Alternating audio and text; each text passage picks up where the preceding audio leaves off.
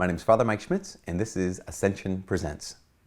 You know, I was thinking this week here in Minnesota, we've been celebrating a bunch of saints' days. Last week, the week before, this week, when it comes to Saint Therese, when it comes to Padre Pio, when it comes to like all the angels and stuff. You know, last month in August, we celebrated Saint John Vianney. When I think of like some of those two of those guys, Padre Pio and Saint John Vianney, I just think of like their remarkable lives. And Padre Pio is just an example. You know, Saint Pio, I think they call him now Saint Pius of Pietrelcina.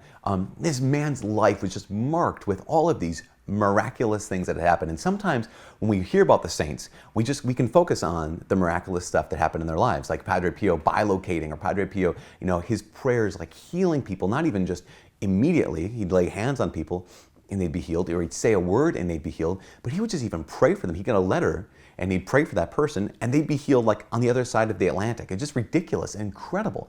Not only that, but Padre Pio, you know, had these mystical experiences with our crucified Lord Jesus. I mean, just where he had the spiritual and physical stigmata, the wounds of Christ in his very body. And sometimes we can look at this and we can think, that's incredible, but that's not my life. Like I can never do that. Well, yes, probably not, because it's all grace, right? It's all gift.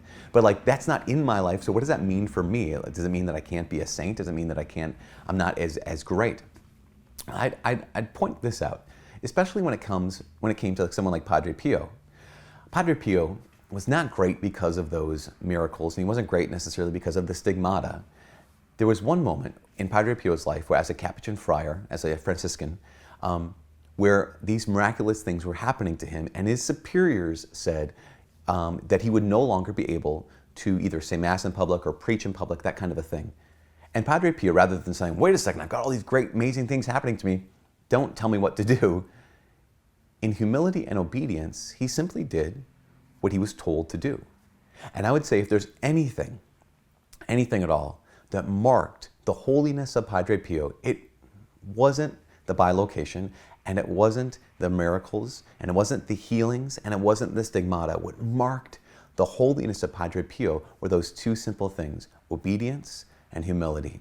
Now, my guess is this: whereas none of us can create and none of us can be committed to, you know, gifts of healing or to gifts of bilocation or to gifts of any other thing like stigmata, all of us can be humble. And humility isn't saying like, I'm so bad, I'm so bad. Humility is simply saying the truth. The truth of me is I've got certain gifts and I've got certain weaknesses. My gifts come from God. My weaknesses I need to hand over to God. Simple, super simple. And the virtue of obedience. Being able to say all of us have someone to whom we answer, someone whom we serve, someone who gets to tell us what to do. And all of us can exercise those two virtues of humility and obedience.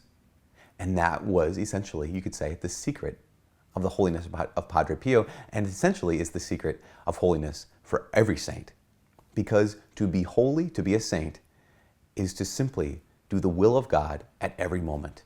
And all of us, no matter what your state in life, no matter where you're at in life, whether you are a Capuchin friar, or whether you're a mom or a single person, a husband, a dad, a priest, whatever you're doing, all of us can do the will of God, which means this: all of us, by God's grace, can live like a saint today. From myself, Father Mike Schmitz, and from Ascension Presents, God bless.